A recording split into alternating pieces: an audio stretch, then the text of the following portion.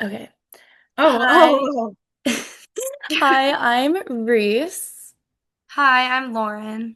And for our final, we chose the Intercultural Virtual Exchange where we met up with two Russian students, Dasha and Sophia, and we chose to do it on our traditions, our holiday traditions. So we shared our American traditions and got to learn about theirs. And yeah.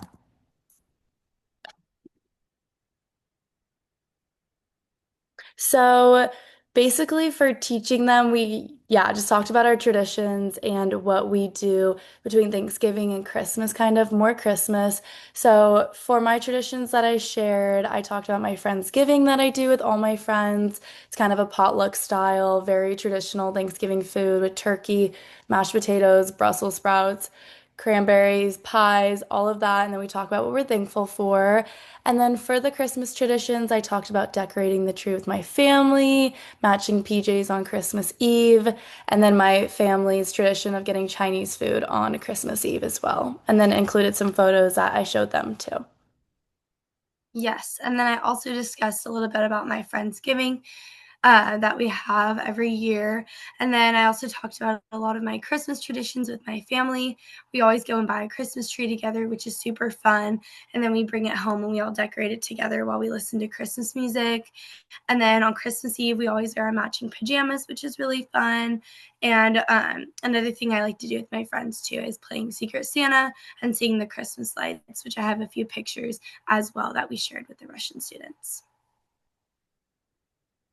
So for the Learn, they definitely focused on the holiday of New Year's and how it's celebrated in their culture. So they shared a lot about what they do on a daily basis for every New Year's, and they talked about the food, why it's so important, and yeah. Yeah, so from our partners, we learned that New Year in Russia carries a very deep cultural meaning shaped by history. As we talk about Christmas a lot, like New Year's is their biggest holiday. We learned that after the 1917 revolution, holiday traditions like the New Year tree was banned, and for nearly 2 decades, the celebrations disappeared from public life. It wasn't until 1935 that the Soviet government revived New Year as a national holiday that was meant for everybody. Understanding this helped us to see why New Year's is still such a cherished holiday, unifying tradition in Russian families today.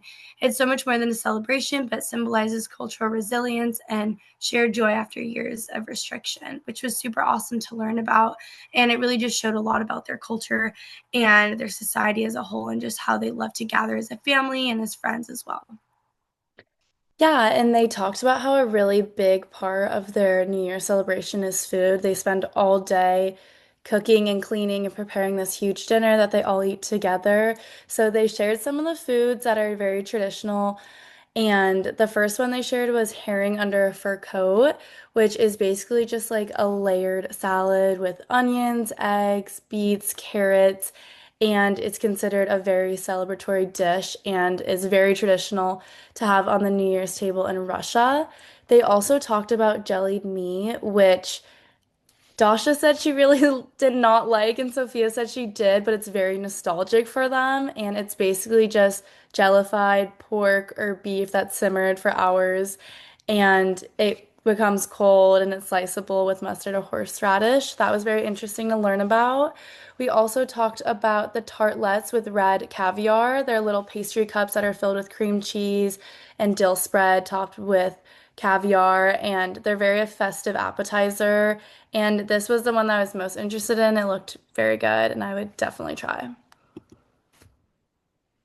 So here are some of the photos that they shared with us. Obviously, on the top right is me, Lauren, Sophia, and Dasha. Yeah, and then it was really unique listening to their stories. Dasha shared that they made a Christmas tree at their university, and they also played Secret Santa, which is like really fun to learn about because that's stuff that me and Reese did as well for Christmas. And then Sophia shared her family eating their special dinner on New Year's Eve in both 2023 and 2024, which was really interesting to see how the traditions carry on through all the years. So yeah, and then at the end there was a short video of us. We're talking about canned cranberries, and they were just asking a ton of questions about our food that they thought was so interesting, and we were just asking them questions about ours. But overall, I really enjoyed this project. It was really interesting to talk to them, and they were so sweet and so nice. And it was so special being able to share our traditions with them.